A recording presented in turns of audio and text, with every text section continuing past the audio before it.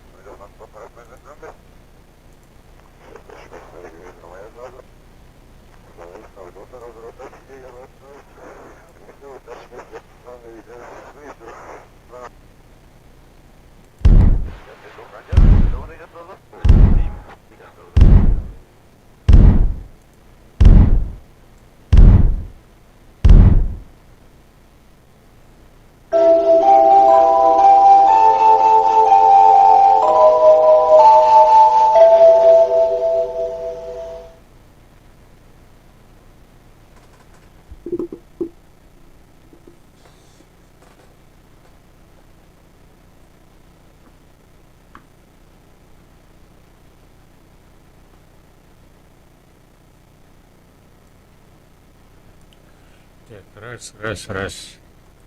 Начинаем новый стрим. И смотрим, как оно будет. Напоминаю всем, что вверху экрана бегут социальные сети и логины телефона, как можно найти и позвонить прямо в стрим. Также можете писать сообщение в чате под видео, и, может быть, прочитаю это сообщение, может быть, нет. Если хотите задать свой вопрос, предложить какую-то тему, есть донатная ссылка, переходите по ней, и в поле для сообщений пишите свой вопрос, свою тему. Все это появляется здесь на экране, и мы обсуждаем. Если вдруг стрим к этому времени закончится, то ваш вопрос попадет в следующий стрим. Также, перейдя по этой же донатной ссылке, можете в специальное поле вставить видеоролик с YouTube.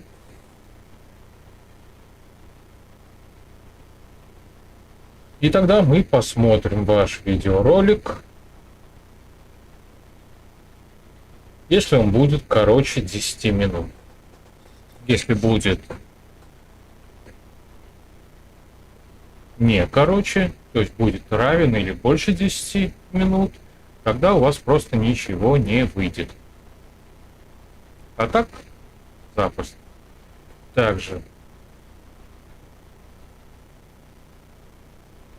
вот она. Чтобы ваша реклама появилась на этом цветном прямоугольнике, вам достаточно также перейти по ссылке, которая подписана «Купить рекламу», и написать там свое объявление, которое будет висеть в стриме в течение месяца. Если найдется несколько человек, то, соответственно, эти сообщения будут менять друг друга время от времени. И, собственно, все. Переходим к вопросам, которые вы задавали.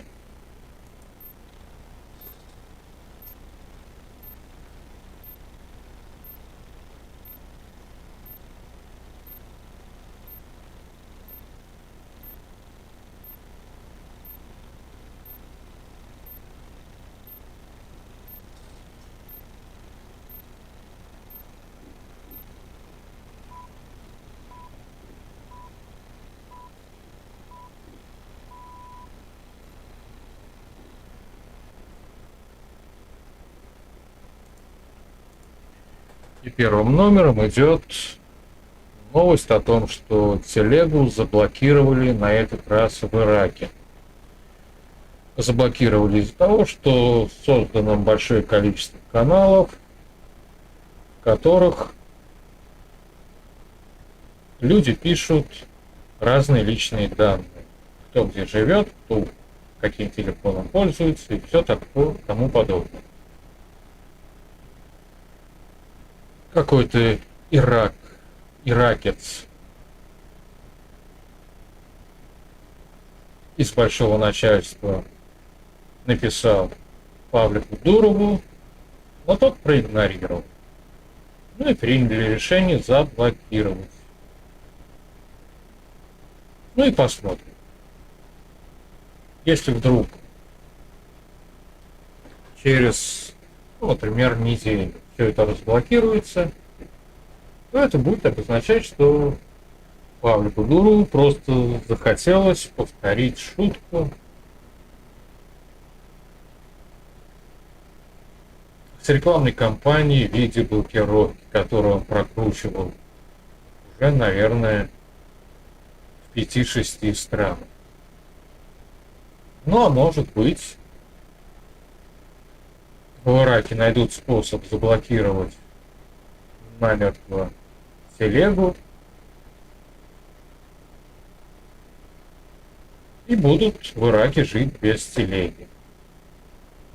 Ну, с учетом того, что Ирак является, можно сказать, и так, что он друг России. В следующий раз блокировка дойдет и до нас. Ну, подождем, посмотрим.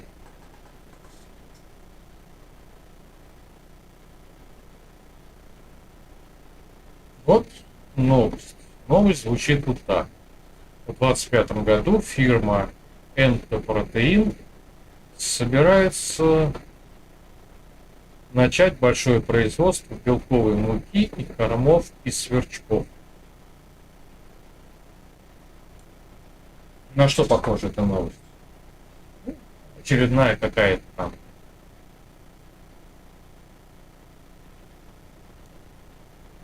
очередное сообщение из какой-нибудь Англии, где уже давным-давно хотят ввести сверчковую еду в школу. Но нет. Фирма Энтопротеин, фирма российская, и собирается все это начать делать в 2025 году в России.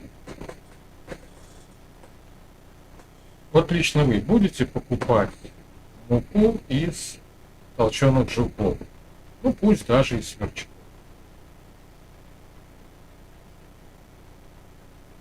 Мне тоже кажется, что вряд ли.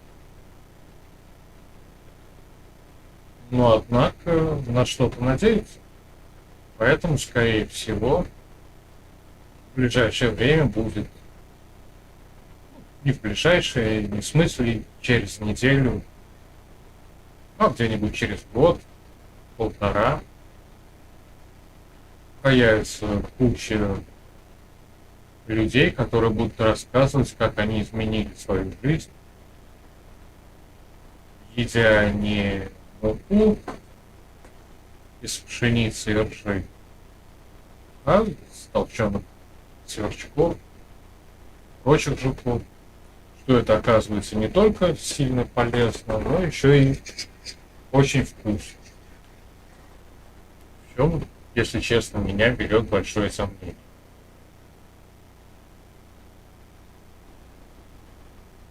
Подождем 25-го года, посмотрим. Может быть, так получится, что к этому времени никакой фирмы Энтопротеина уже и не будет.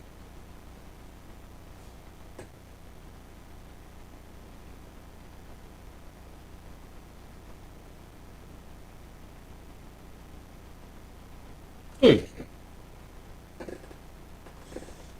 Также сообщает, что Роскомнадзор с августа начал требовать от операторов сотовой связи блокировки большого количества сим-карт.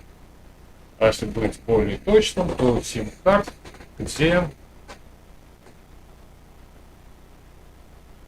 или не указаны, или указаны недостоверные данные владельца. Не знаю, помните или не помните, но некоторое время назад по улицам ходили, ну, в основной своей массе, человеческие детеныши, которые продавали сим-карты. Ну, разумеется, кто-то был ответственный и спрашивал паспорт и все то, что он должен был спросить. А кто-то, да ладно, давай напишем Иванов Иван Иванович, сойдет. И вот все эти сим-карты Ивановых Иван Ивановичей хотят зачистить, то есть заблокировать. Какое-то время назад приходило сообщение, что да, надо обновить данные. Вроде как бы зашел в салон сотовой связи свой мегафоновский. Ну, там не то, что сильно нужно было обновить. Паспорт поменял, и нужно было вписать новый паспорт. Новый данный. И сделали вид, что все в порядке, все оформлено. Ну, посмотрим. Как бы оно все не было, по-разному, в политической ситуации в стране и около нее. Но есть вещи, которые неплохо так начали действовать. Зачистка всякого разного отребья, зачистка разных левых сим-карт.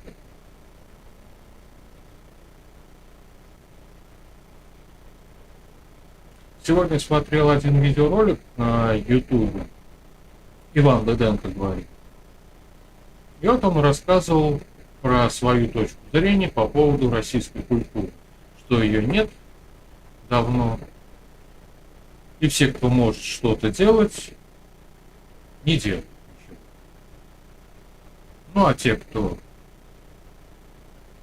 может сделать, у того нет ресурсов, влияния, еще разного всякого.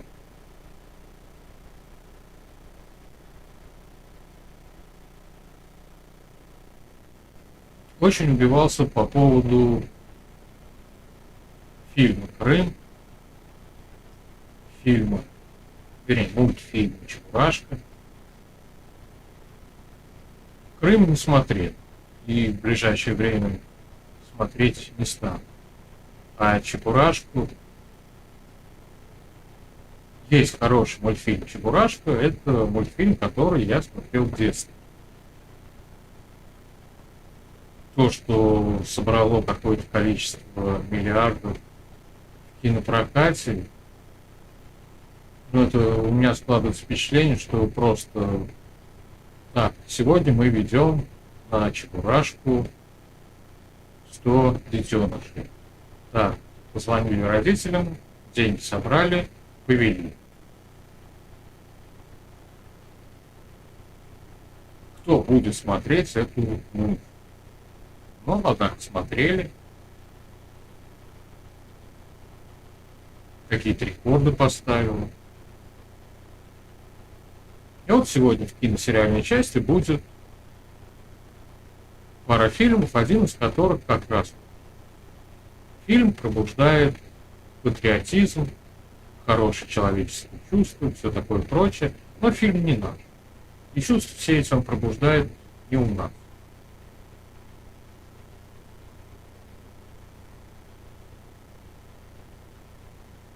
Можем ли мы сделать какой-то мультфильм, какое-то кино? Можем. Получится ли что-то хорошее? Ну, скорее всего, вряд ли.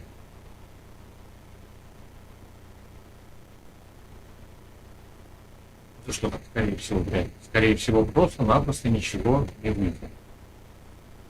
Ну да ладно, об этом продолжим в киносериальной части. А в завершении вопросов Не знаю, каким образом сюда попала эта новость. Нигер и Франция.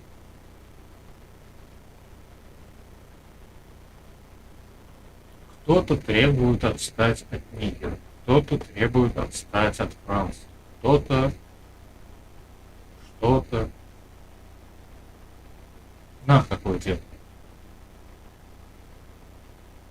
Да, я не спорю. Раньше Франция покупала у Нигера уран за 11 баксов. Евро. Сейчас будет покупать за 265. Проблема Франции. Тем более у них там везде зеленые, везде закрывают атомные станции. Некоторые собираются дровами печки топить, некоторые просят заново открыть угольные подстанции. Зачем им уран? Они зеленые. У них не принято, не положено. Нигер сможет продавать его в свой, не за свой счет, в свою пользу тем, кто будет его покупать.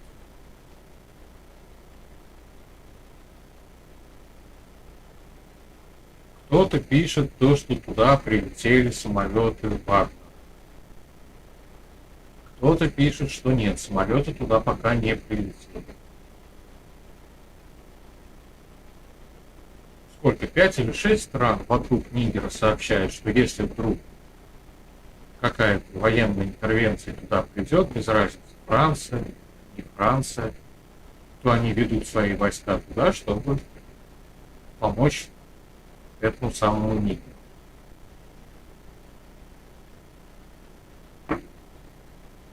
Потянет Европа с Америкой еще одну войну?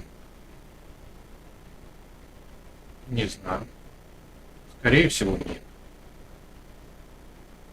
На Украину, например, поставили танки, но в 1984 году их сняли с производства.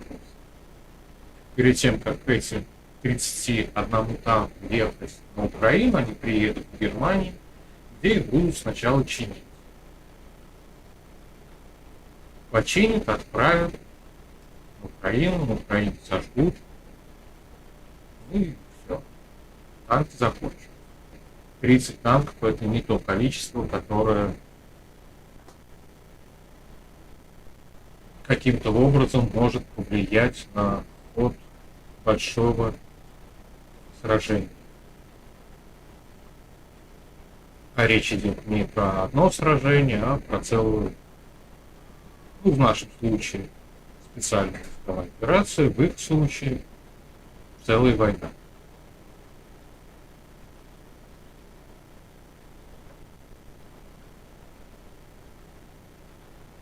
А тут еще нужно будет какому-нибудь правительству в Нигере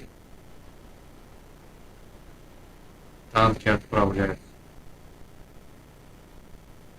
Много их найдут, чтобы туда отправить. Так что чем дальше, тем интереснее. Посмотрим.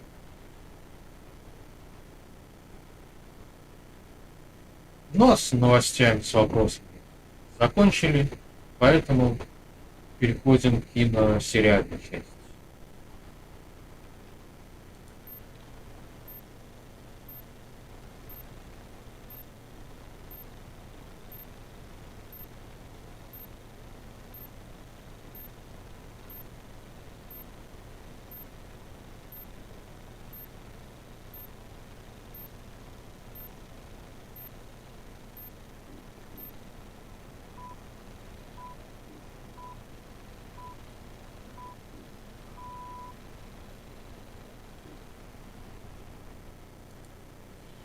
В киносериальной части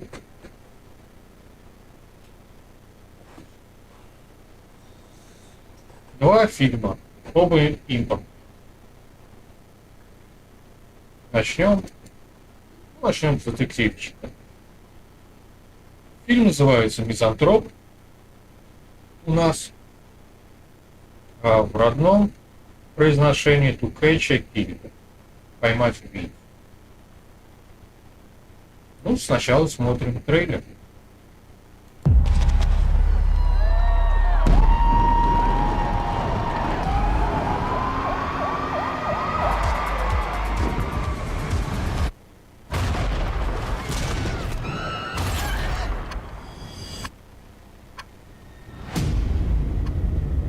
У нас тут орудует снайпер олимпийского класса. Каждый выстрел нашел свою цель. 305 Бетли-Стрит. Ни гильз, ни патронов, ни единого отпечатка пальцев. Снимайте. Все лица фиксируйте на телефон. Он не хочет умереть. И он не хочет, чтобы его нашли. Мы его огорчим. Такие люди — просто чистое зло и все. Зло это мучить птиц и смотреть, что будет. А он давит комаров. Что вы имели в виду про комаров? Не думаю, что он ищет разрушений. Скорее, облегчение.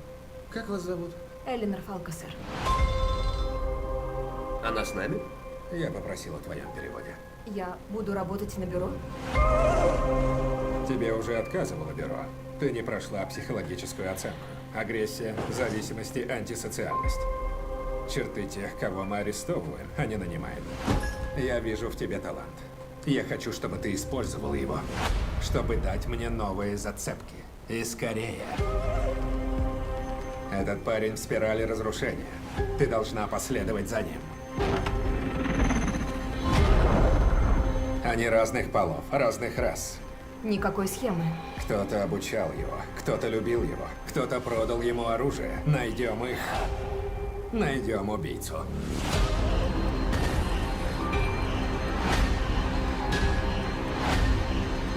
Я вижу две причины, почему ты, возможно, просчитала его. ФБР! Бросайте оружие! Почему я должен играть по вашим правилам? Меня взяли, потому что думали, что я понимаю тебя. И как успехи? Ну, я здесь. Не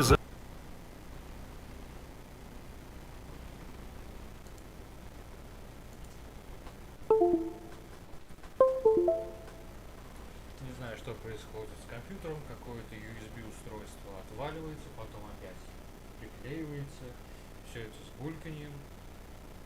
А что конкретно, поймать не могу. Ну да ладно, вернемся к кино. Мизантроп. Поймать убийцу. Коротко по сюжету. Новый год. И с одной башни с небоскреба начинают расстреливать людей. Один выстрел, один труп. Голова дырявая, грудь дырявая. То есть прямо вот быстро. Полсотни людей уложили. У полиции паника, начинают рассматривать, с какого окна стреляют, лазерами светят. Выявили окошко, из которого полили, в окошке взрыв. Прибегают туда. Гильз нету, следов нету. Кто убийца, не в курсе.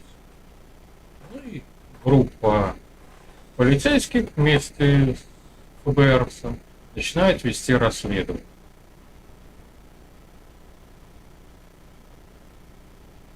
Ну, пока вели расследование, перестреляли группу гопников, еще там всякое разное. И как поется в одной некоторой популярной песне, короче, все умные. В кино, если любитель какого-то крутого экшена, нет, здесь такого нет. Есть драки, есть перестрелки. Главная героиня — женщина, девушка, которая работает в полиции, потому что ее не взяли в ФБР, которая периодически режет себе вены, асоциальные, еще куча всяких разных слов. Другой главный герой, агент ФБР, который открытый гей, вечно всеми недоволен. И вот они находят убийцу. Приезжают домой к убийце. Дома нет убийцы, только его матушка. Ну, полицейского убивают, матушка стреляется, и дальше короткие переговоры, и, короче, все умерли. Ну, а девушка из полиции переводится путем открытого шантажа мэра города работать в ФБР. Как я уже сказал чуть ранее, да, драки есть, перестрелки есть, но все это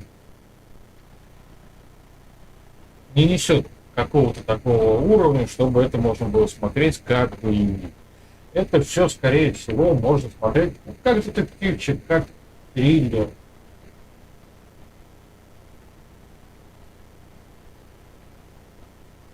Куча служивых людей ловит больного на голову и бицепс.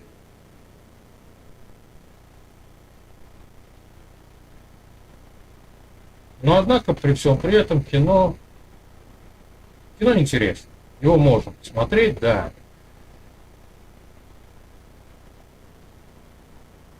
Не старинное кино с Брюсом Уиллисом, даже не «Один дома», если уж про Новый год продолжать. Но в целом смотреть интересно. Другое кино, про которое я уже начал говорить, называется «Боевой путь». Посмотрим трейлер.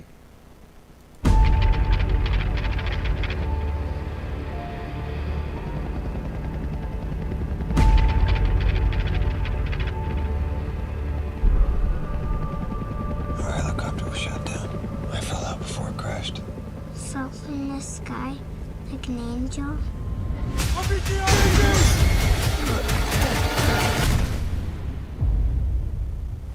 I'm no angel. This is Warhorse One. We have a helo down. Roger, Warhorse, this is Castle. We are tracking your position via UAV. Over.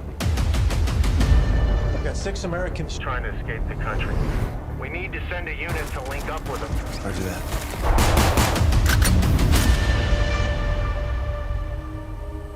I have one mission objective.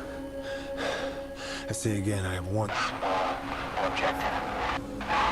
Need immediate extraction. We're gonna die. We just have to make it to the top of that mountain. We have seconds here and they're evaporating fast. Hey kid, ready to go home?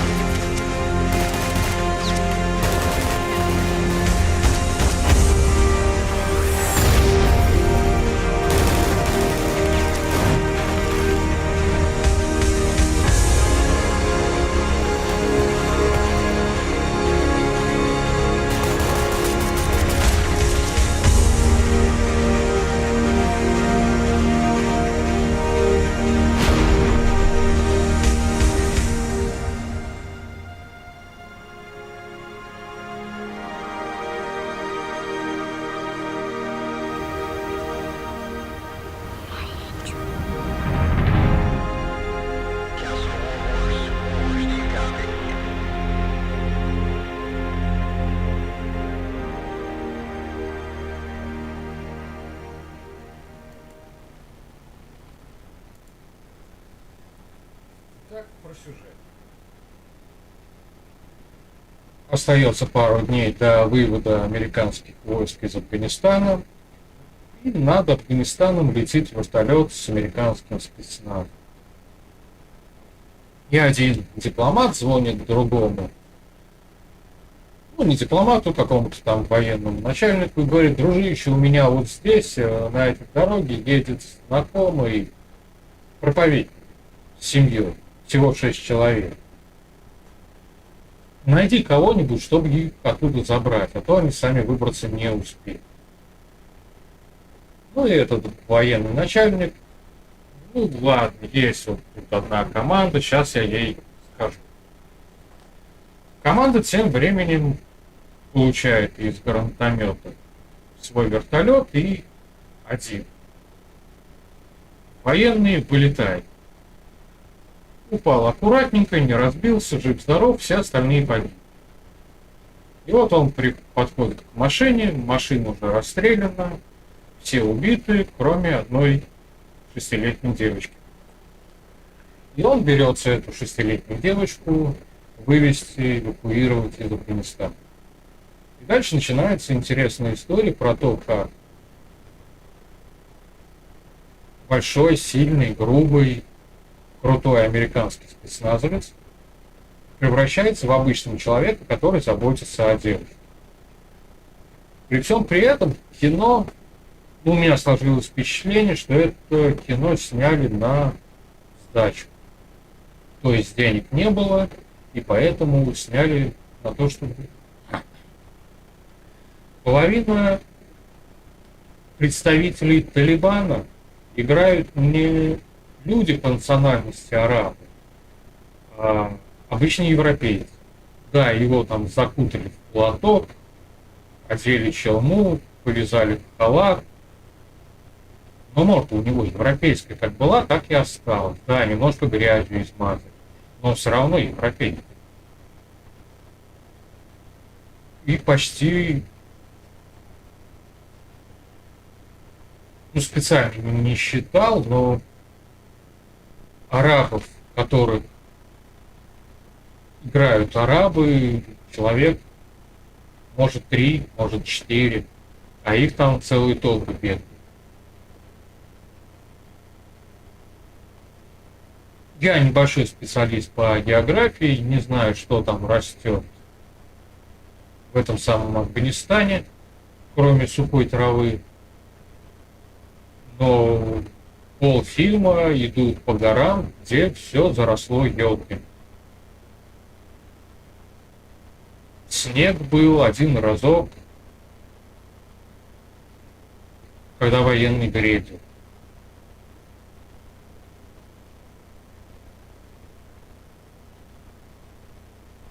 То есть, если придираться к деталям, то это кино, ну, как я сказал ранее, сняли на сдачу и все. Но при всем при этом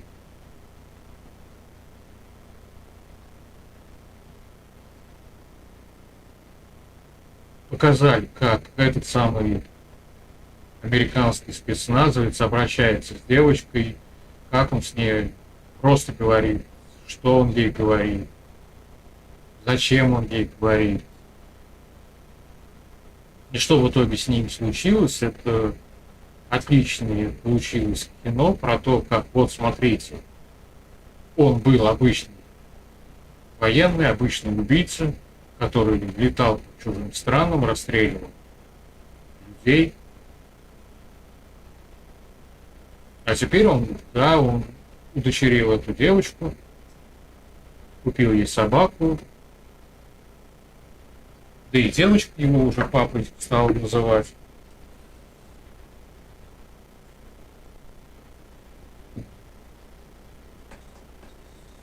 В кино тоже хватает и драк, и чего только там нет. И в основном перестрелки. Ну и ножом парочку персонажей зарезали. И главного героя проткнули. Но кино смотреть интересно. Именно из-за того, чтобы он был грубый, жесткий дядя, а стал положительный персонаж.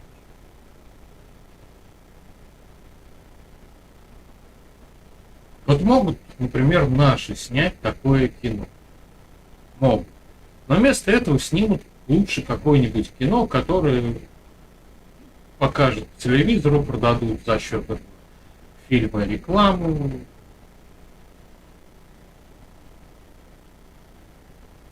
И по большому счету никто это кино смотреть не будет. Но однако есть надежда, что кто-нибудь когда-нибудь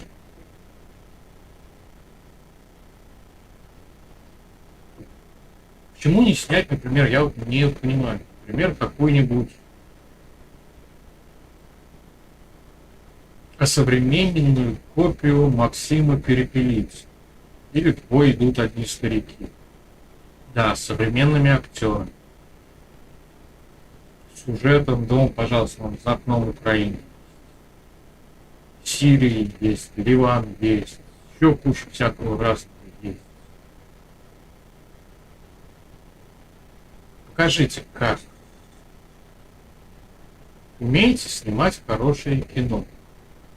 Почему у них оно получается, а у нас нет, получаются, я не спорю, получаются иногда хорошие фильмы.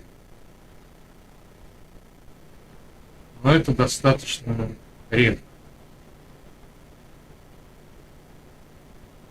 Проще сказать, никогда.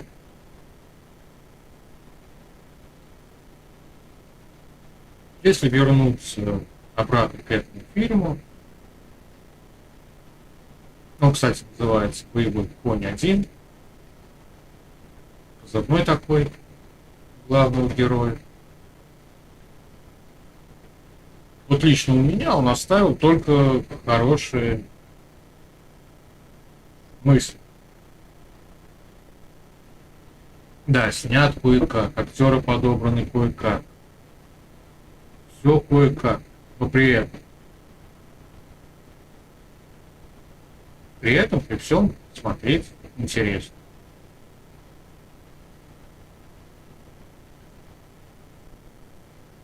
Ну да ладно.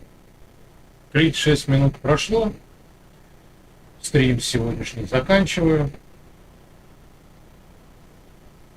Увидимся через 4 дня. Это получается у нас еще будет суббота. Присылайте свои вопросы и, скорее всего, мы их обсудим. Как-то оно так. Все. Всем пока. Стрим окончен. А кино все равно было хорошее.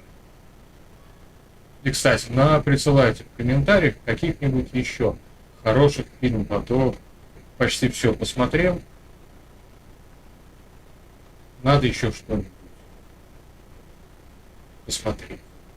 Все. Всем пока.